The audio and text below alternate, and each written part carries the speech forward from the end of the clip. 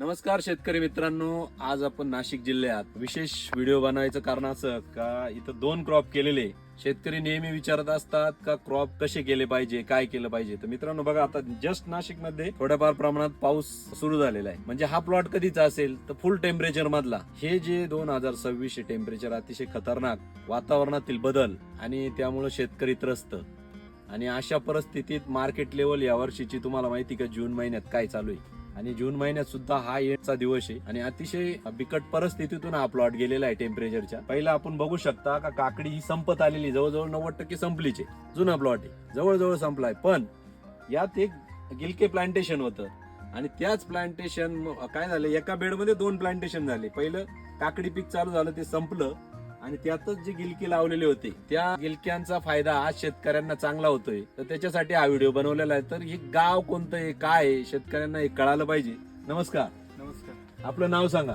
ज्ञानेश्वर तुकाराम म्हैसूर. हे गाव कोणतं आहे? हे दिंडोरी तालुक्यातलं सोनगाव. सोनगाव म्हणजे गिरनार जवळ येते.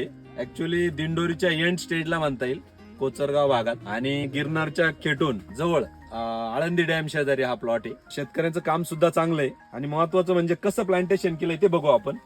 काही तर काकडी अशा पद्धतीनं लावलेली आहे. माऊली ऑर्गॅनिक जे बी सांगितलं त्या पद्धतीनं शेतकऱ्यांनी त्याच्या उपाययोजना केलेल्या आहेत. त्यातच गिलक्याचं प्लांटेशन करून आज बघा, गिलक्याच्या कळ्या तुम्हाला जर दिसत असतील तर बऱ्यापैकी कालच तोडा झालेला आहे.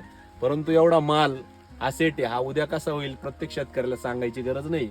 याची साईज कशी बनते, एका दिवसाआडच लगेच साईज मोठ्या प्रमाणात वाढून जाते आणि याची साईज आल्यानंतर माल किती निघाल हे बी तुम्हाला लोकांना, गिलकी जे उत्पादक आहे त्यांना समजतं. प्लॉट ग्रीनरी, पहिलं पीक संपल्यावर दुसरं पीक पण खूप चांगलं येतं. असे 2 पिकं जर एकत्र घेतले तर दोन्ही पिकांचं उत्पन्न तुम्ही एका जागेत घेऊ शकता आणि चांगलं उत्पन्न घेऊ शकता.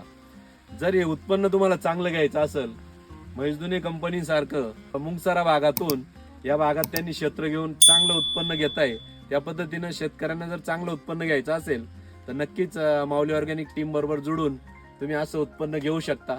धन्यवाद.